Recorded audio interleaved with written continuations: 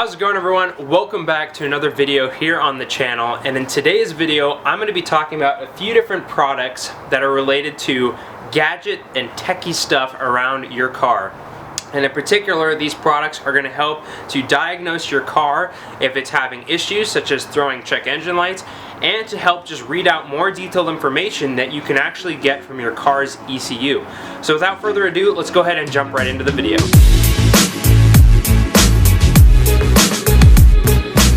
Now, if you're new to the channel, thank you so much for stopping by. I hope you enjoyed this video, and if you're interested in the other content on the channel, definitely subscribe because I do all sorts of videos related to my car, go-karts, exotic cars, anything with four wheels and goes fast, it'll be on the channel. But in particular, in today's video, as I said, I'm going to be looking at 3 different OBD scanner products that you can get to connect to your phone, your tablet, your computer, to scan check engine light codes and useful information that your car's ECU will display for you. Now, in particular, in today's video, I will be looking at 3 OBD scanners from a company called KOBRA Products. Now, the guys from KOBRA Products were kind enough to reach out to me and give me this opportunity to do a review of 3 of their most popular OBD scanner products on their Amazon store. Links for all 3 of these products for their Amazon store will be in the description below, so if you're interested at any point in this video, definitely go check it out on Amazon. So here are the 3 different OBD scanner products that the guys from KOBRA sent over to me, and these, like I said, are the most popular 3 scanner tools that they sell on their Amazon store at the moment. Now, of the 3 products here, these 2 share the most similar capabilities and characteristics. The first off is that they are both wireless, of course, and then the second is that they have the capability to read and also clear check engine light codes, diagnostic trouble codes, DTCs otherwise known, and they also have the capability to read information from your car's ECU that you can display as an auxiliary gauge in your car's cabin, depending on what third-party app you use to go with the product. Whereas the one on the right is obviously a wired OBD reader, and it only has the capability to read the diagnostic trouble codes that you can also clear with this reader here as well. Now, for this review, I thought I would go ahead and rate these 3 products on 4 different categories. The first of which being ease to connect. How easy is it to plug in this device, connect it to whatever, tablet, phone you're using, and then read information off of it. The second category is responsiveness. How quick does the reader send new information to the app you're using to update the gauge and give the most live readout possible? 3 are the features of each of these devices, and 4 is the overall price, which is a huge deciding factor in purchasing one of these, obviously. Now, before I jump into the video, I just want to give a quick disclaimer that this video is strictly about the readers themselves. I will do a whole different video on an app that I use greatly when connecting to these devices, so that'll be a whole different video. The video today is just strictly on the features and performance of each of these reader tools themselves. So the first tool I'm going to look at in detail today is this KOBRA Wi-Fi OBD scanner. And the Wi-Fi version of their OBD scanner works with iOS devices, so iPhone, iPad, works with PCs, works with Android devices as well. So it's a very wide use product, can be used on a variety of different devices to connect to it. Now, like the product name displays, this connects from your car to whatever third-party device you're using via a Wi-Fi signal. So you actually connect to this product just like you would your home or business Wi-Fi network. And on KOBRA's Amazon site, this product normally sells for $49.99, but it is actually currently on sale for $19.99. I'm not sure how long that sale will last. So as soon as you see this video, if you want it for a lot cheaper than what it normally goes for, definitely go check it out. So now I'm actually going to take this thing and plug it into my car here, and we're going to see how this device connects up and works with the app I use. One last thing before I jump right into connecting it, I would like to mention that the user manual that you actually get with each of these products are actually very useful, unlike a lot of the times when you buy something online. The user manual has a lot of very important steps that you should follow when connecting the device to your car, as well as some frequently asked questions that people have when the device is not working properly. So I've actually got my wife's Chevy Cruze here, and I'm going to be using her car in today's video because we've been actually having some issues with a check engine light on her car. So it'd be a great opportunity to show how these devices actually display the error code. It would have been useful to have these devices a few weeks ago when my car, my Mercedes C55, had all sorts of transmission issues. So if you're interested in checking out, there will be videos on that on my channel as well. But before we get started, is an important note: when you plug this device in, you want your car off and you want the ignition off as well. Now, if you're a car expert here and you know exactly where the Wi-Fi OBD port is and you know how to connect it, bear with me here for a second. I'm just doing this part of the video to make sure I address all people in the car community depending on their various levels of experience. So if you have a car that is 1996 and newer, you will be able to use these products. OBD2 is called Onboard Diagnostics, and 2 is just the second iteration of it, I believe. And so if your car, like I said, is 1996 or newer, it will have a port underneath the dashboard here on the driver's side where you can plug this device in. Now, depending on your type of car, this OBD port under the dash here may or may not be covered by a little plastic panel that you may have to take off. In this case of this 2012 Chevy Cruze, the 16-pin connector here is already exposed. So what you're going to want to do is just go ahead. The plug is kind of like a trapezoidal shape, so it's only going to go one way. You're going to go ahead and just plug your scanner tool into the OBD port. Make sure you're nice and careful. And as soon as you do, some lights will flash on the scanner here, and you'll just have a red light indicating it's kind of like in its idle stage for now. Now, in order for this scanner tool to display a Wi-Fi signal to connect to, you're actually going to have to turn your car into the ignition on position. Now, you're not going to want to turn the car fully on and running, just into the ignition position where all the lights will turn on the dashboard. So I'm going to go ahead and turn the ignition on in the car. That's the first position and second position. So you're going to leave the car in the second ignition position, and then you're going to want to go ahead and grab your iPhone, Android device, whatever kind of tablet you might be using to connect to the OBD reader.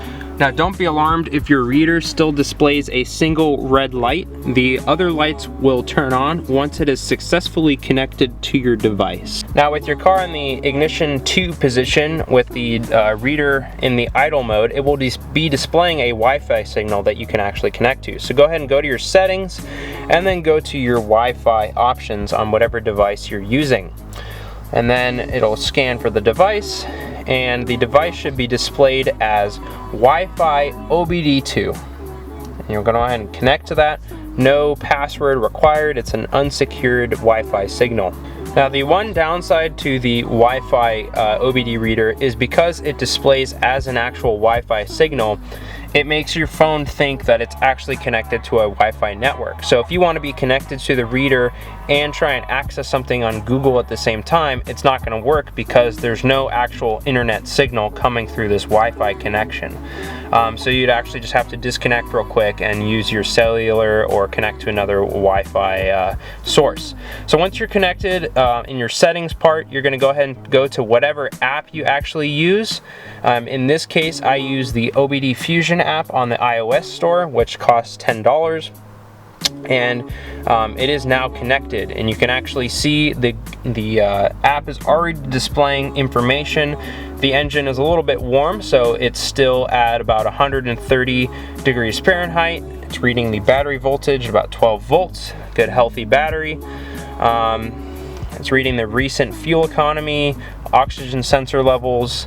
Got an accelerometer. I don't know if this boost gauge works very well, but without getting too sidetracked, that's more for the app review in another video. So you can see we're connected, and it is actually displaying the check engine light that the car has at the moment.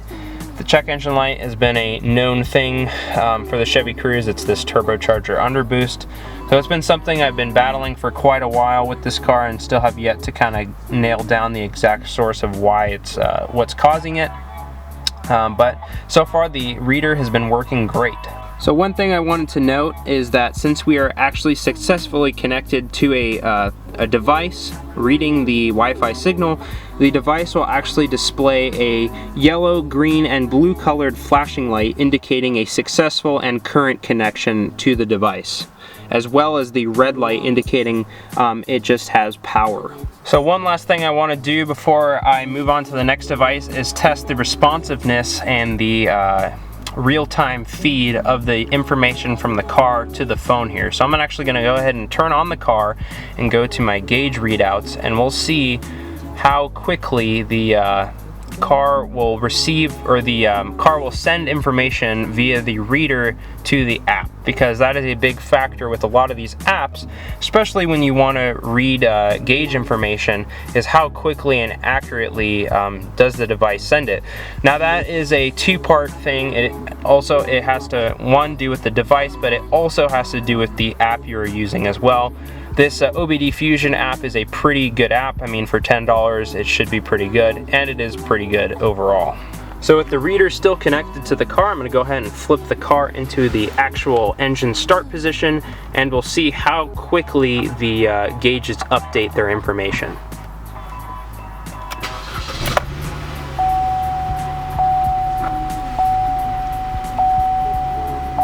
So you can see this was pretty quickly updated once the car started. The reader displayed information really quickly and almost in live time to the app here. So I'm going to go ahead and give the car a few revs here, and we can see, I'll try and see if I can angle this. So you can see the RPM gauge in the corner here, and then you can see the RPM gauge on the app, and can see how quickly and accurately they update in comparison to each other.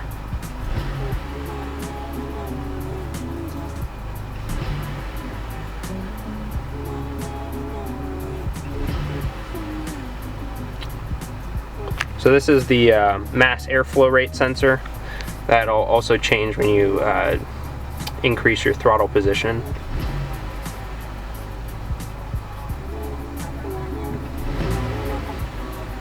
So there's a little bit of a lag, but it's really not bad at all, to be honest. So that's going to wrap up for the Wi-Fi OBD reader. One thing I wanted to note before disconnecting the device is before you pull the device out from your OBD port in the car, you're going to want to, just as a safety precaution, turn the keys all the way off, or turn the car all the way off and remove the keys out of the ignition, and then the reader will go back into its idle state after it loses a connection. Alrighty, so the next device I'm going to be looking at from Cobra products is pretty much the exact same device that I was just using. The only thing that differs between the two of these is the fact that this one connects via a Bluetooth signal, whereas the other one is Wi-Fi, and this one is not compatible with iOS devices. So with this one you cannot connect to an iPad, iPhone, or maybe even a Mac, but you can't connect to those. It's only PC compatible, Windows Phone compatible, and Android compatible. So you can use it with tablets, phones, or your PC, as long as they're running Windows or Android operating systems. This reader currently is selling for actually $12.95, which is a really smoking deal for the quality of reader it is. Normally it sells for $24.99, but it is on sale for a limited time. Not sure how long it is on sale for, so if you're interested, definitely recommend getting over to their Amazon store with the link in the description to get yourself one for that discounted price. Now the process of connecting this reader here into the car is the exact same as the other device I just went over. Make sure the car is completely off, and you just locate that 16-pin connector underneath the dash and go ahead and plug the connector right in. And you'll notice it'll display the exact same kind of light, just a red idle light indicating it has power, but it has not connected to a device yet. So in order for the device to actually display a connectable Bluetooth signal in this case, you're going to go ahead and turn the ignition to the number 2 position in your car, so all the lights show up on the dash yet again. So since I actually don't have a compatible Android and or Windows mobile device, I'm just going to be using my standard PC here, my laptop. which is really cool because it shows that with this connector you can actually just connect up to a computer, and there's actually a lot of useful apps on the Windows Store. This is just a free version of a car scanner app that I got, and again, I'll dive into the apps in more detail in another video. But again, with this scanner here, you're going to want to go into not your Wi-Fi settings, but actually your Bluetooth settings for your device. And you can see here, device will actually show up as OBDII, and I am already paired to it. So it is nice because since it is a Bluetooth connection, the connection is a little bit quicker. Sometimes it does take a little bit while for the device to become discoverable. But once you're connected via Bluetooth, you can go ahead and connect up to the scanner. Now, unlike the other app or the other scanner that uses the Wi-Fi, this one is nice because you can simultaneously be connected to the reader and a actual internet Wi-Fi source, so you can browse the internet at the same time. So like if you need to look up more information about a certain diagnostic code, you can do that without having to disconnect and then reconnect. So it works the same way pretty much. You can read gauge information, so you can see currently the voltage on the car with the car off is about 12.3 volts. It's got intake air temperature, engine RPM, and then of course you can also read the check engine light codes.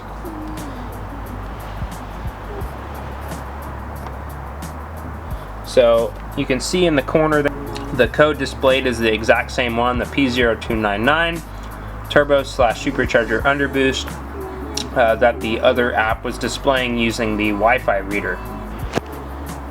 Now I'm going to go ahead and do the test that displays how quickly the information is updated from the car to the connected device via the reader. So I'm going to go ahead and take my laptop, bring it in the car. It will be a little bit more difficult since the laptop's a little more bulky, but we'll go ahead and make it work and show how quickly the app updates versus the car itself. Alright, so it's a little difficult to see the gauge of the car versus the brightness on the computer screen, but let's go ahead and flip the ignition to the running position on the car to see how quickly the app updates versus the actual gauge on the car. So ignition on.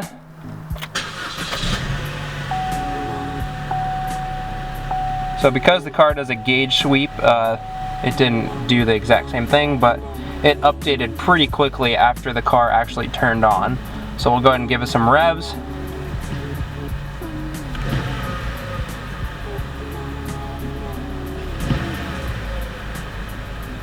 A little lag there.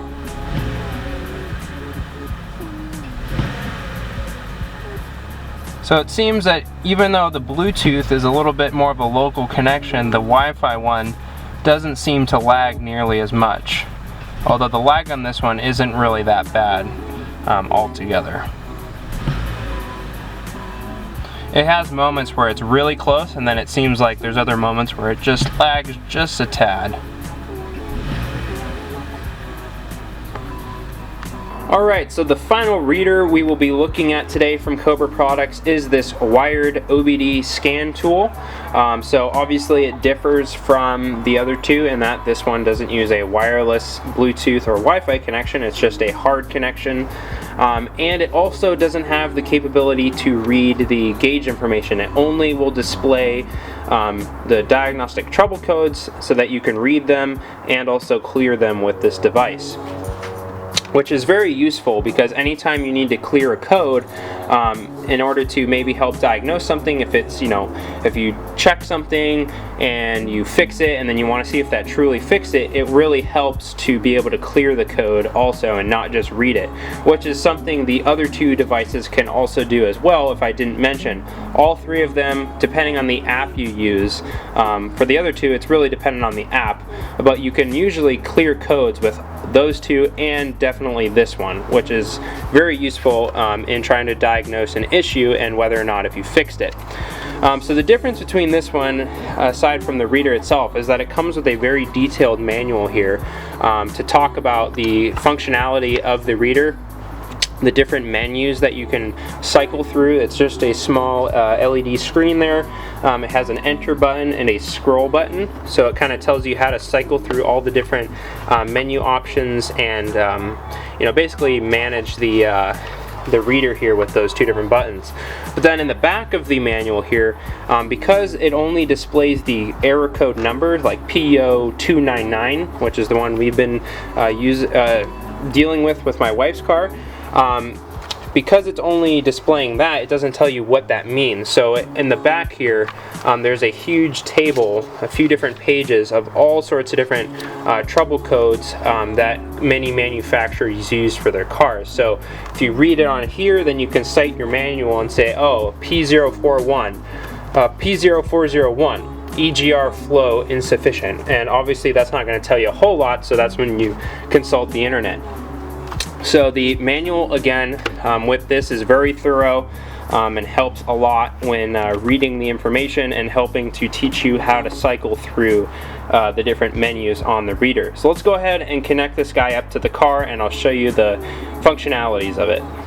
So again, with the car completely off, you're going to take your scanner here and you're going to plug the trapezoidal shaped 16-pin connector into the OBDII port on your car.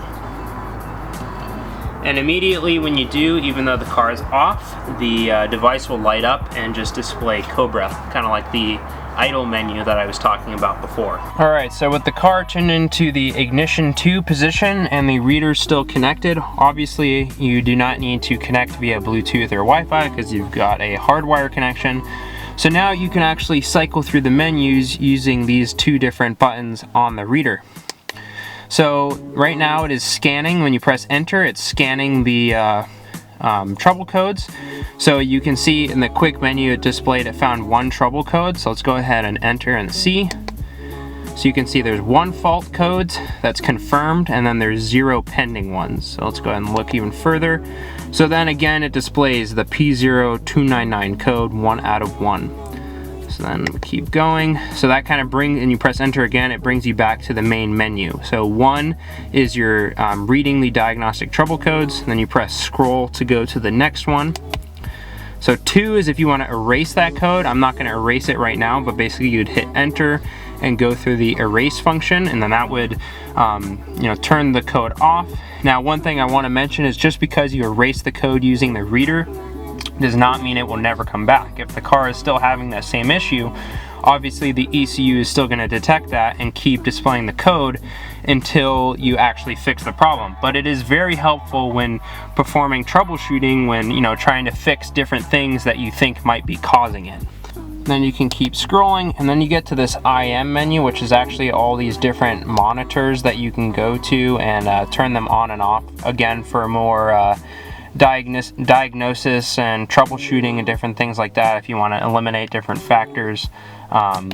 So you can so that was your malfunction indicator lamp, misfire, fuel, CCM, catalytic converters, all these different monitors that you can turn on and off to help when you're troubleshooting an issue. So then you click enter, keep scrolling. Oops, sorry, missed that. Scroll. So then this menu is to display your VIN number. So I guess if if the car lost the VIN plate up where it normally is, maybe, so it'll display the VIN.